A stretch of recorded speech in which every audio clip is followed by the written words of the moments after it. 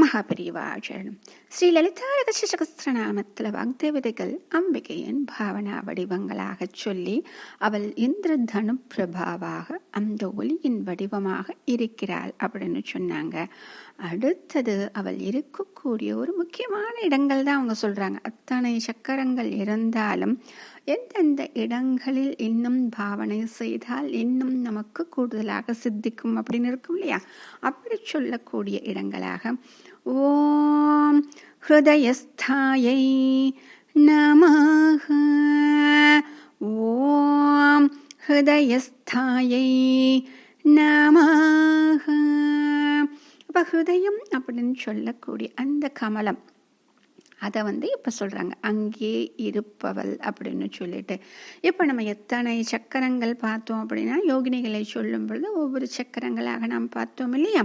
இத்தனை சக்கரங்கள் இருந்தாலும் இந்த முக்கியமான இடங்களாக இவைகளை பாவனை செய்து மனதால் நாம் அதை நினைத்து தியானம் செய்வது அப்படிங்கிறது முக்கியம்.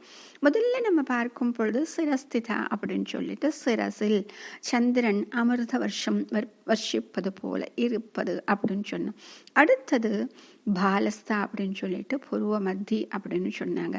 அடுத்தது இந்திரதனு பிரபான்னு சொல்லிட்டு வானவில் அப்படின்னு சொன்னாங்க. அப்ப அடுத்தது ஹிருதயம் அப்படின்னு சொல்லும் பொழுது இங்கே இருக்கக்கூடிய அநாகத சக்கரம் ஹிருதயத்தில் இருப்பவள் அப்படின்னு சொல்லும் பொழுது இந்த முக்கியமான ஸ்தானம் அப்படின்னு சொல்லப்படுகிறது.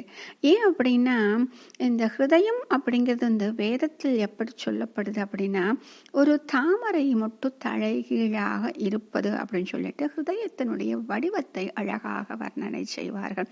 அப்ப ஸ்ரீவித்யின் அதிதேவதையான லலிதாம்பிகையை நம் ஹிருதயத்தில் இருப்பவளாக நாம் தியானம் செய்ய வேண்டும் அப்படின்னு சொல்றாங்க. இத்தனை சக்கரங்களிலும் சொல்லிவிட்டு இறுதியாக இங்கே ஹிருதயம் என்று சொல்லக்கூடிய அநாகத சக்கரத்தில் தியானம் செய்ய வேண்டும் சொல்றாங்க. இதை சொல்லும் பொழுது அழகாக இதற்கு சொல்லப்பட்ட மந்திரங்கள் புராணங்கள் ஒவ்வொருவரும் பாடியிருப்பார்கள் இல்லையா, அவர்களுடைய ஸ்லோகங்கள். அப்படி பார்க்கும் பொழுது பாலா மந்திரம் அப்படின்னு சொல்லிட்டு பாலாம்பிகை வாழைக்குமரி நம்ம சொல்லுவோம். அவளுடைய மந்திரங்கள் மிகவும் அற்புதமானது. அந்த மந்திரத்தில் 3வது கூடமாக இருக்கக்கூடிய பீஜாட்சரத்தை எப்படி சொல்லுவாங்க அப்படின்னா, அந்த பீஜத்தை மட்டும் ஹிருதய பீஜம் அப்படின்னு சொல்லுவாங்க.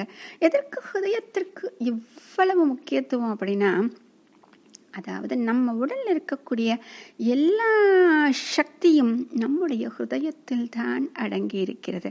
ஆக எப்படி நம் உடலில் உள்ள எல்லா சக்தியும் நம் ஹிருதயத்தில் அடங்கி இருக்கிறதோ, இப்போ ஒரு மரம்னு எடுத்துக்கிறோம். அந்த மரத்தினுடைய சக்தி பூரா எதில் இருந்துச்சு? ஒரு சிறு விதைக்குள் தானே இருந்துச்சு.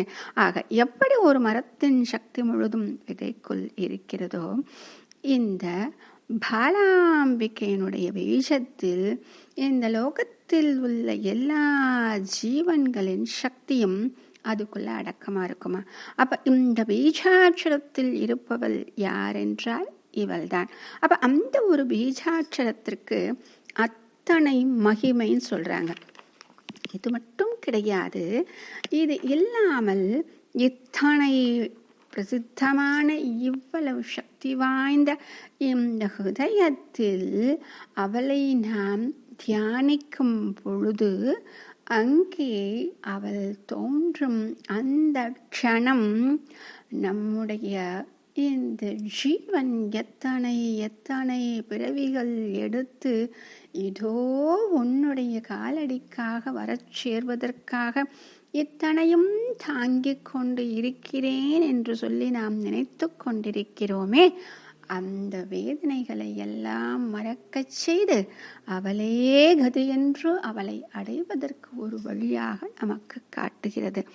அப்படிப்பட்ட இந்த ஹிருதயம் என்று சொல்லக்கூடிய அநாகதத்தில் அவளை பாவனை செய்வதுதான் இந்த மந்திரம். மகாபெரியவாச்சரணம்.